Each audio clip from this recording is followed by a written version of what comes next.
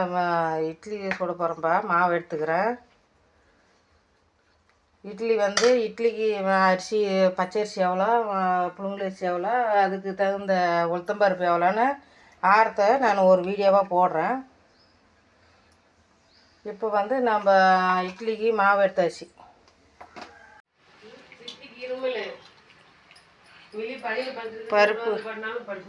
பருப்பில் கத்திரிக்காய் போடணும்பா. பருப்பில் கத்திரிக்காய், தக்காளி,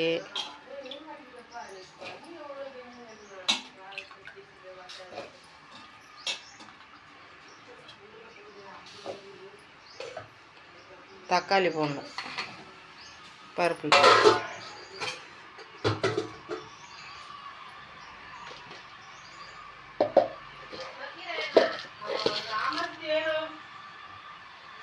சீரகம் மிளகு கொஞ்சம் போட்டுக்கலாம். சீரகம் மிளகு கொஞ்சம் போட்டுக்கலாம்ப்பா.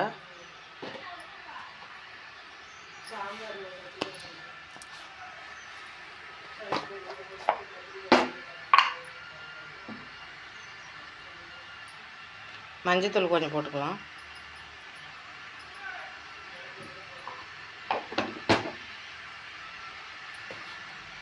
பச்சை மிளகா ஒரு 4 போடுங்க. நான் வாங்கினது தான் போடணும். சரிங்க. பருப்பு வேகுது. பருப்பு நல்லா வெந்துடுச்சுமா. கடையெல்லாம் இப்போ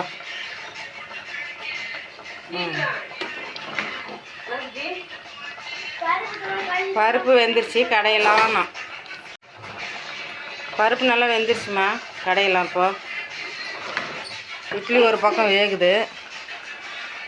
இட்லி வெந்த பின்னாடி காட்டுறேன். இப்போ பாருங்கள், பருப்பு வெந்துருச்சு நல்லா. கடையெல்லாமே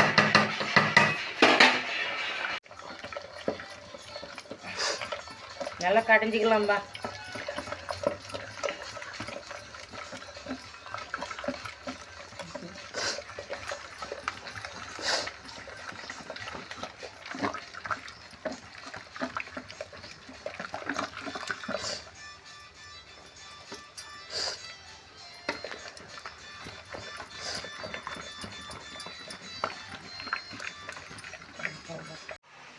இப்போ குழம்பு தாளிச்சிக்கலாமா. பருப்பு குழம்பு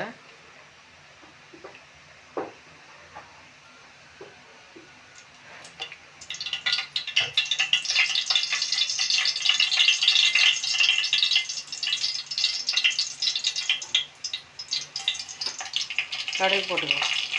ஜூம் பண்ணணுமா?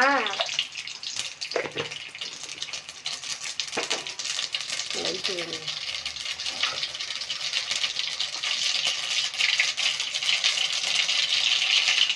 சொல்லு.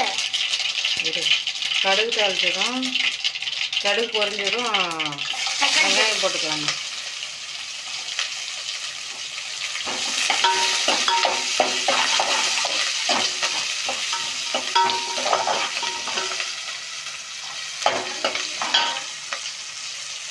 கொஞ்சம் கருவேப்பிலை போட்டுக்கலாம்.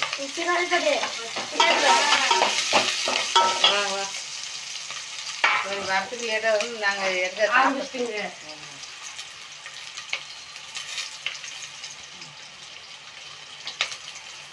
டேஸ்ட்டா காஞ்ச மிளகா 2 போட்டுக்கலாம்.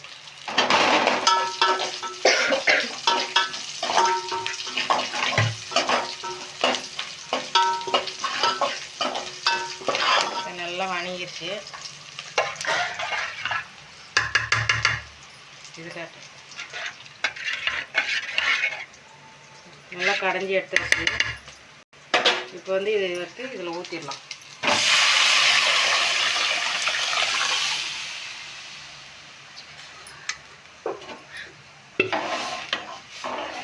அவ்வளோதாம்மா, இட்லிக்கு ரெடி ஆயிடுச்சு சாம்பார்.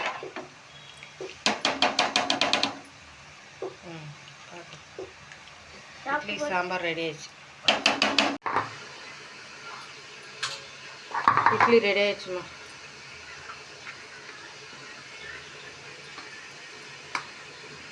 பெரிய வீடியோ வைக்க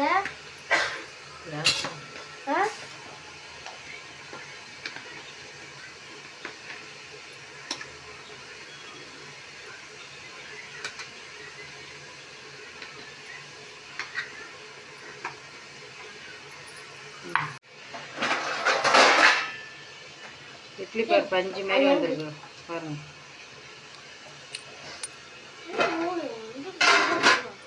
சாம்பார் ஊற்றிக்கலாம்.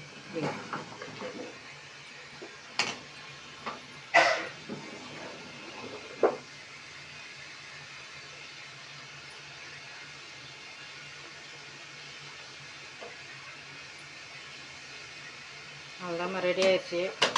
இட்லியும் சாம்பாரும் சூப்பர். எப்படி இருக்குதுன்னு கமெண்டில் சொல்லுங்கள். லைக் பண்ணுங்கள், ஷேர் பண்ணுங்கள்.